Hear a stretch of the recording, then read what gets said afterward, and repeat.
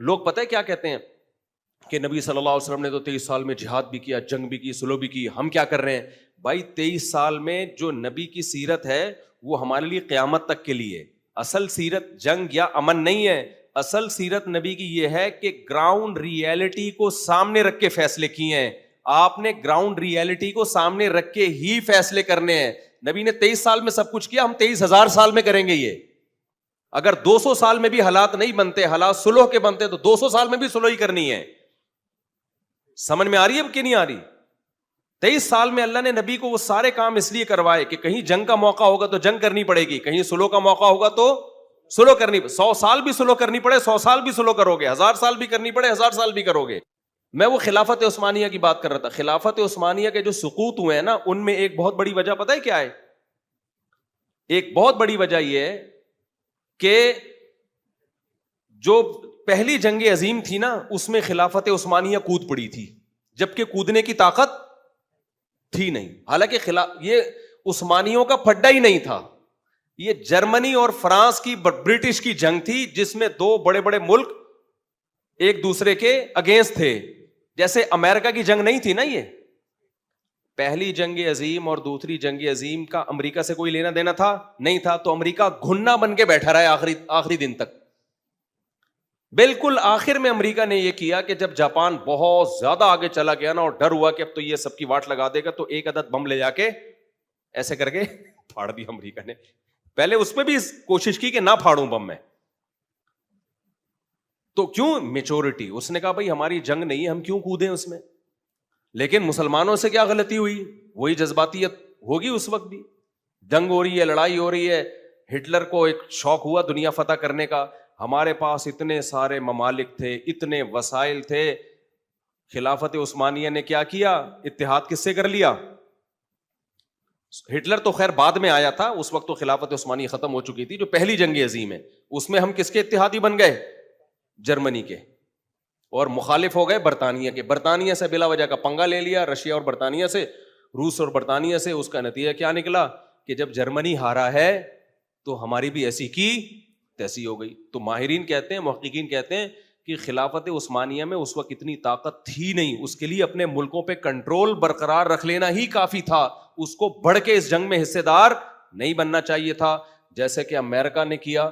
وہ نہیں حصے دار بنا, آج دنیا کی سپر پاور ہے. وہ وسائل جمع کرتا رہا, اور پھر ایٹم بم بنایا.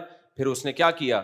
پہلے تو زمینی جنگ لڑنے کی کوشش کی جاپان سے, جب بالکل ہی وہ بھی آخر میں آیا نا, جب دیکھا نا جاپانی تو بالکل ہی کنٹرول سے باہر نکل گئے. جاپان بڑھتا جا رہا تھا. دوسری جنگ عظیم میں نا اتنا پھیل گیا تھا, برما تک جاپانیوں کی فوجیں پہنچ چکی تھیں, تو وہ کنٹرول سے باہر. وہ بھی میچورٹی کے بغیر, ان کا بھی کھوپڑی کیا ہو گئی تھی؟ آؤٹ ہو گئی. ملک میں قحط پڑ گیا تھا, کھانے کو روٹی نہیں تھی جاپانیوں میں, اور وہ جو ان کا آرمی چیف تھا وہ علاقے پہ علاقے فتح کرتا چلا یار. ٹھیک ہے, تو امریکہ تمیز سے تماشا دیکھ رہا ہے. جب امریکہ نے کہا کہ یار ان سے لڑنا بہت مشکل ہے, کیونکہ وہ فدائی حملے کرتے تھے, پورے جہاز اٹھا کے نا امریکہ کی بیس پہ بندے سمیت اڑا دیتے تھے. تو امریکہ نے اپنے سائنسدانوں کو بلایا, بھائی کچھ اس سلسلے میں اگر آپ کچھ کر سکتے ہیں. تو انہوں نے کہا ہم بم بنا رہے ہیں اس سلسلے میں. امریکہ نے کہا بم بننے دو, اس وقت تک چپ کر کے بیٹھے رہو. بم بن گیا تو امریکہ نے بولا بم تو بن گیا لیکن بہت تباہی ہوگی, ایٹم بم ہے, ایک دفعہ ہم ویسے زمینی جنگ میں ٹرائی کر کے دیکھتے ہیں. زمینی جنگ میں ٹرائی, پہلے اس کو دھمکی دی, بھائی تو اپنی فوجیں واپس بلا لے, علاقے خالی کر دے, ہمارا آپ سے کوئی لڑنا بھرنا بولو نہیں, کوئی جنگ نہیں ہماری, تمیز سے بیٹھو, ہمیں بھی انجوائے کرنے دو لائف کو, خود بھی کیا کرو, انجوائے کرو. لیکن وہ جاپان کے جو فوج تھی انہوں نے بولا نہیں, ہم تو پوری دنیا فتح کرنے نکلے. تو امریکہ نے پھر وہ اٹیک کیا ہے, مار کھائی امریکہ نے. وہ جاپانی تو بالکل ہی, اور پتہ ہے وہ جاپانیوں کو بھی روحانی عاملوں نے الو بنایا ہوا تھا. ان کا ایک روحانی صدر تھا, روحانی بزرگ تھا, صدر کہہ رہا ہوں, بزرگ تھا, جس کا یہ تھا کہ یہ پہنچے ہوئے ہیں بہت, وہ مذہبی اس تڑکا لگایا, یہ بہت پہنچے ہوئے ہیں, یہ بہت بڑے بزرگ ہیں, یہ غلط بات کہہ ہی نہیں سکتے, ان کو اوپر سے الہام ہوتا ہے. یہ سارے نا مذہب کا تڑکا لگائے بغیر ایسی موٹیویشن ملتی نہیں ہے فدائی حملوں کی. تو وہ جاپانیوں نے اپنے وہ سارا وہ کر کے نا, جب امریکہ کو شکست ہوئی تو امریکہ نے بولا بم کے بغیر کوئی گزارا نہیں ہے. ایک بم مارا تو بھی اس کو عقل نہیں آئی. انہوں نے کہا کوئی بات نہیں, لڑائی میں بم تو چلتے ہیں. ہیروشیما کی واٹ لگا دی. تو پھر جب دوسرا بم مارا ہے نا, اور پھر بول دیا کہ اب بھی نہیں آئے, تو پھر تیسرا بم بھی آئے گا. تو پھر انہوں نے بولا ورنہ تو دوسرے بم کے بعد بھی ان کو ہوش نہیں آنا تھا. تو انہوں نے بولے تو یہ بم ہوتے ہوتے ہمارا تو پورا ملک ہی ختم ہو جائے گا. تو پھر انہوں نے یو ٹرن لیا, اور پھر ایسا یو ٹرن لیا ہے کہ ایسا یو ٹرن تو دنیا میں, وہ تو دوسری شادی کر کے جو طلاق دے دیتے ہیں نا, وہ بھی ایسا یو ٹرن نہیں لیتے. کچھ ہیں پٹے ہیں تو پھر انہوں نے بولا کہ یہ کام ہی غلط ہے, تو ایسا یو ٹرن لیا انہوں نے. تو یہ بھی آپ تاریخیں اٹھا کے دیکھیں, ہر چیز, ہر ناکامی کے پیچھے آپ کو بردباری کی کمی نظر آئے گی اور جلد بازی کے فیصلے نظر آئیں گے. ہر ہسٹری میں, ہر چیز میں آپ یہی دیکھ لو. تبھی قرآن بار بار ہمیں حکم دیتا ہے وَأَمْرُهُمْ شُورَى بَيْنَهُمْ, اہل ایمان کے کام آپس میں مشورے سے طے ہوتے ہیں. اللہ نے مشورے کا حکم کیوں دیا؟ کیونکہ مشورہ لینے کے بعد آپ کسی بھی کام میں جلد بازی کے فیصلے سے بچ جاتے ہو. آپ نے لڑکوں میں یہ جملہ بہت سنا ہوگا, ابے تیرے بھائی جب کوئی فیصلہ کرتا ہے نا, تیرے بھائی کے دماغ میں جب کوئی خیال آتا ہے, پھر میں دیکھتا نہیں ہوں تیرا ماموں کیا کہہ رہا ہے, تیرا چاچا کیا کہہ رہا ہے. تو اس کا مطلب پتہ ہے کیا ہے, کہ ناکام لوگوں کی جتنی بھی علامتیں ہیں نا, وہ ساری کی ساری اس میں پائی جاتی ہیں. یعنی ایک ہی علامت یہ ایسی ہے جو اس کو ناکام کرنے کے لیے کافی ہے. قرآن نے جو امرہم شورا بینہم کا حکم دیا, اچھا اس میں مذہبی جو 2 نمبر مذہبی لوگ ہیں انہوں نے گڑبڑ کیا کی. اتنا اہم حکم تھا اسلام کا مشورہ, کہ کوئی بھی جب آپ فیصلہ کرو اس کے ماہرین جن کے پاس حقیقی خبریں ہیں ان سے مشورے لو. آپ اس مشورہ لینے کے بعد کوئی ایک رائے قائم کرو. یہی ہے نا مشورے کا مطلب. اس میں ہم نے کیا کیا, اس کو ہٹا کے استخارہ داخل کر دیا, مشورے کی ایسی کی تیسی. اب ہمارے فیصلے مشوروں پہ کم اور استخاروں پہ بولو زیادہ ہو رہے ہیں. اور وہ والا استخارہ لے آئے جو اللہ اس کے رسول صلی اللہ علیہ وسلم کا حکم نہیں ہے. میں بار بار اس پہ بتاتا ہوں, ہماری ناکامیوں کی ایک بہت بڑی وجہ استخارہ ہے, جو آج کل کا استخارہ ہے. اسلام نے تو ہمیں استخارے کے بارے میں صرف اتنا بتایا تھا کہ جب کوئی کام کا فیصلہ ہو تو 2 رکعت پڑھ کے اللہ سے دعا مانگ لو, بس وہ ایک مخصوص الفاظ کے ساتھ. اس سے زیادہ استخارے کی حیثیت نہیں ہے.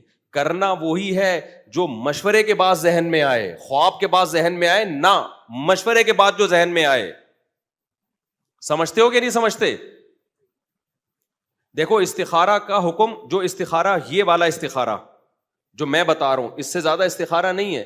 یہ والے استخارے کا حکم حدیث میں ہے, اور استشارہ جو مشورہ ہے اس کا حکم کس میں ہے؟ قرآن میں.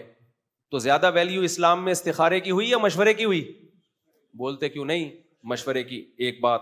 نمبر 2, قرآن کی پوری سورت کا نام اللہ نے سورہ شورا رکھ دیا. شورا مشورے کو بولتے ہیں, جبکہ کسی سورت کا نام استخارہ نہیں ہے.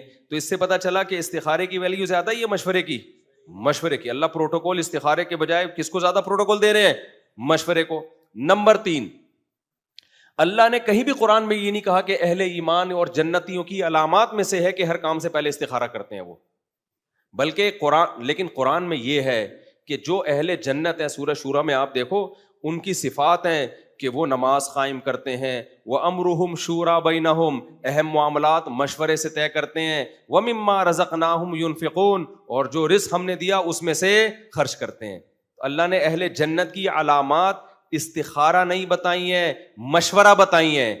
اس سے پتہ چلتا ہے کہ جلد بازی سے فیصلے کرنے والے اہل جنت میں سے نہیں ہیں, کیونکہ استشارہ جلد بازی سے روک دیتا ہے آپ کو. مشورہ کس سے روک دیتا ہے؟ جلد بازی کے فیصلوں سے روک دیتا ہے. تو اللہ کو یہ صفت اتنی پسندیدہ ہے کہ اللہ نے جنتیوں کی علامات میں سے ایک علامت بیان کی ہے کہ جنتی کام سے پہلے کیا کرتے ہیں؟ مشورہ کرتے ہیں. کتنے نمبر ہو گئے؟ 3. چوتھا نمبر, جنتیوں کی صفات اللہ جہاں بھی بیان کرتے ہیں یا جہاں بھی اللہ شریعت کے احکام کا آرڈر دیتے ہیں, اللہ نے ہمیشہ نماز اور زکوٰۃ کو ساتھ ساتھ بیان کیا ہے. نماز اور زکوٰۃ کو ہمیشہ کیا کیا ہے؟ ساتھ بیان کیا ہے. لیکن سورہ شورا میں نماز اور زکوٰۃ کے بیچ میں اللہ مشورے کا حکم لے کر آئے ہیں. اس کا مطلب اللہ نے اپنے اصولوں سے ہٹ کے یہاں پر مشورے کو ویلیو دینے کے لیے نماز اور زکوٰۃ کے بیچ میں ذکر کیا ہے. نہیں آئی میرا خیال ہے بات. یہ چوتھی علامت ہے کہ اللہ کی نظر میں مشورے کی اہمیت استخارے سے صرف زیادہ نہیں بلکہ ادھر توجہ کرو نا بھائی, بہت زیادہ ہے. پانچویں بات, اگر مشورے کے بعد آپ نے فیصلہ کیا اور نقصان ہو گیا تو قرآن کہہ رہا ہے پھر بھی مشورہ ہی کرنا ہے. غزوہ احد میں نبی صلی اللہ علیہ وسلم نے مشورہ کیا کہ مدینہ کے اندر رہ کے لڑنا ہے یا مدینہ کے باہر. اب دیکھو اصولی طور پر اندر رہ کے لڑنا زیادہ مفید تھا کیونکہ مسلمان کمزور تھے, دشمن طاقتور تھا, تو ڈیفینس. اور آگ اگر باہر آ جاتے تو ایکسپوز ہو جاتے نا, سامنے آ جاتے. لیکن مشورہ تھا تو رائے یہی بن گئی چلو باہر جا کے لڑتے ہیں. باہر لڑے, نقصان ہو گیا, شکست ہو گئی, 70 صحابہ شہید ہو گئے. اب کسی کے دل میں یہ وسوسہ آ سکتا تھا بھائی آئندہ ہم مشورے نہیں لیں گے, یا نبی کے دل میں بھی خیال آ سکتا تھا آئندہ میں ان لوگوں سے مشورے نہیں لوں گا, یہ جب مشورے دیتے ہیں دیکھو ان کی وجہ سے ایسا ہوا ہے. تو اب جو ہے نا میں جو فیصلہ کروں گا خود کروں گا. ہمارے ساتھ تو ایسا ہی ہوتا ہے نا, مشورہ ہم نے لیا ماہرین سے, اس کے بعد دیکھا یار یہ تو نقصان ہو گیا, آئندہ ان کمبختوں سے کچھ پوچھنا ہی نہیں ہے. جب مجھے اللہ نے اتنا بہترین مائنڈ دیا ہے, اتنا بہترین دماغ دیا ہے, اتنی ذہانت دی ہے, تو تم جیسے احمقوں اور بیوقوفوں سے میں پوچھوں کیوں؟ پوچھا تھا تو دیکھا نا کیا ہو گیا. آئندہ میں جو فیصلہ کروں گا اپنی اس کھوپڑی سے کروں گا, یہ ہونا چاہیے نا. ابے کیا ہو گیا بھائی؟ لیکن قرآن کہہ رہا ہے اے نبی آپ نے ان سے مشورہ لیا اور ان کے مشورے پر عمل کیا اور شکست ہو گئی, تو کیا مطلب اب ان سے مشورہ نہیں لینا؟ نا شاورہم فی الامر, آئندہ بھی کیا کرنا ہے؟ انہی سے مشورہ لینا ہے. وجہ اس کی یہ ہے کہ ہم کامیابی کے اسباب اختیار کرنے کے مکلف ہیں. اسباب پہ نتیجہ کس کے ہاتھ میں ہے؟ اللہ کے ہاتھ. یہ تھوڑی کہ اب نقصان ہو گیا تو مشورہ ہی نہیں لینا. کامیابی کا سبب ہے مشورہ, تو اس سبب پہ نتیجہ مرتب کرنا کس کا کام ہے؟ اللہ کا. بیماری کا علاج, یہ علاج سبب ہے نا بیماری دور کرنے کا. بعض دفعہ علاج کے سائڈ افیکٹ بھی ہو جاتے ہیں. اب یہ تھوڑی کہ آئندہ بیمار ہوں گے تو میں نے علاج ہی نہیں کرنا کیونکہ فلاں آدمی کو غلط ٹیکا لگ گیا تھا, دیکھو مر گیا وہ, تو میں نے ٹیکا ہی نہیں لگانا کبھی. تو یہ کوئی عقل مندی کی بات ہوگی ہے بھائی؟ تو یہ پانچویں فضیلت ہے مشورے کی کہ ہمیں اسلامی تاریخ میں اس کی مثال ملتی ہے کہ مشورہ لے کر عمل کیا گیا, نقصان ہوا, پھر بھی اللہ کہہ رہے کیا کرنا ہے؟ مشورہ. اتنی اہمیت استخارے کی ہے اسلام میں. استخارے کی بھی بڑی ویلیو ہے. حدیث میں آتا ہے جو استخارہ کرتا ہے نامراد نہیں ہوتا, لیکن اس حدیث کا مطلب یہ ہے کہ بشرطے کہ مشورے کے بعد استخارہ ہو. سمجھتے ہو کہ نہیں سمجھتے؟ اور استخارہ سنت کے مطابق جس میں نکلتا وکلتا کچھ بھی نہیں ہے, کیونکہ اگر نکالنا ہی ہوتا اللہ نے پھر مشوروں کا حکم کیوں دیتا؟ اللہ کہتا ہے خواب میں نیلا پیلا آ جائے گا تو مشورہ لینے کی کیا ضرورت ہے؟ میں تمہیں خواب میں پیلا ہرا آ رہا ہے تو اس کا مطلب پازیٹو, ہری بتی پہ چل لو نا اور لال بتی پہ گاڑی روک لو. تو اگر لال آ رہا ہے اس کا مطلب نہیں کرنا, ہرا آ رہا ہے تو اس کا مطلب کرنا ہے. تو اگر اللہ ہی نے بتانا ہوتا استخاروں میں تو پھر اتنی اہمیت سے اللہ استشارے کا اور مشورے کا حکم کیوں دیتا؟ تو اسلام کی یہ کس قدر بڑی خوبی ہے کہ وہ ہمیں میچور کر رہا ہے اور کہہ رہا ہے اہم کام کرنے سے پہلے آپس میں بیٹھ کے مشورے کرو. مشورے سے کیا ہوگا؟ اس کے پازیٹیو نیگیٹو تمام پہلو تمہارے سامنے آ جائیں گے. جلد بازی میں فیصلہ نہیں کر پاؤ گے. اس کے پازیٹیو بھی دیکھ, جیسے نبی صلی اللہ علیہ وسلم اگر بیت اللہ کی 4 دیواری بڑھا دیتے ایک پازیٹیو کام ہو جاتا کہ ہمیں یہ تقریر نہ کرنی پڑتی بھائی اصل میں وہاں تک ہے یہاں تک نہیں ہے, لیکن اس کے نیگیٹو بھی تو ہوتے ہیں نا. تو آپ صلی اللہ علیہ وسلم نے سوچا بھائی فائدے زیادہ ہیں یا نقصان زیادہ ہے. تو مشورے سے کیا ہوگا؟ تمام پہلو آپ کے سامنے آ جائیں گے, پازیٹیو بھی نیگیٹو بھی. اس کے بعد آپ فیصلہ کرو گے, پھر بھی نقصان ہو گیا تو کوئی بات نہیں, اب یہ تقدیر کا حصہ سمجھ کے برداشت کرنا ہے. ہم جو کچھ کر رہے ہیں, یعنی یہ اسلام کی کتنی بڑی خوبی ہے نا, ہمیں نقصان سے بچانے کے لیے کیسا بہترین پیکج دیا. لیکن آپ کو پتا ہے استخارے کون کرتا ہے؟ لبرل سیکولر لوگ کرتے ہیں یا مذہبی لوگ کرتے ہیں؟ تو مذہبی لوگ کرتے ہیں نا, اور استخارے کی وجہ سے مشورے کی دھجیاں اڑتی ہیں. تو پتہ یہ چلا کہ جو مذہبی لوگ لوگوں کو موٹیویٹ کرتے کہ غور و فکر کے بعد فیصلہ کیا کرو, وہی مذہبی لوگ جلد بازی کے فیصلے کروا رہے ہیں استخارے کے ذریعے. سمجھ میں آ رہی ہے بات کہ نہیں آ رہی؟ تو ہمارے ہاں مذہب کا صحیح استعمال کم ہو رہا ہے, غلط